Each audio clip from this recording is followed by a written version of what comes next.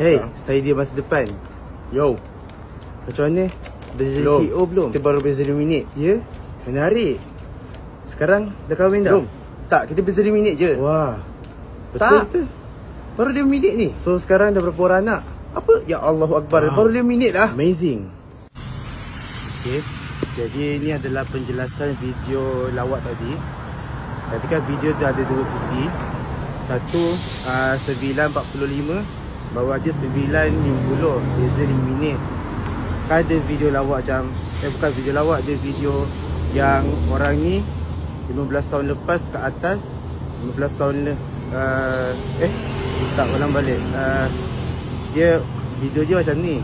Video lama dia 15 tahun dulu, lepas tu bawah tu 15 tahun sekarang. Lepas tu dia macam communication sama. Tu video macam diorang berkomunikasi lah, apa jadi kat hidup dia. So yang lawaknya video tadi tu, tadi kan dia sembang-sembang.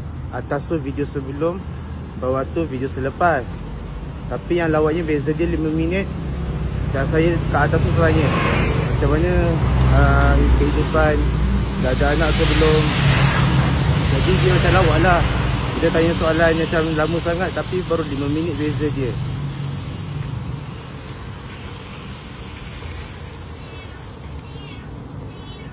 Siapa nak keropok boleh DM.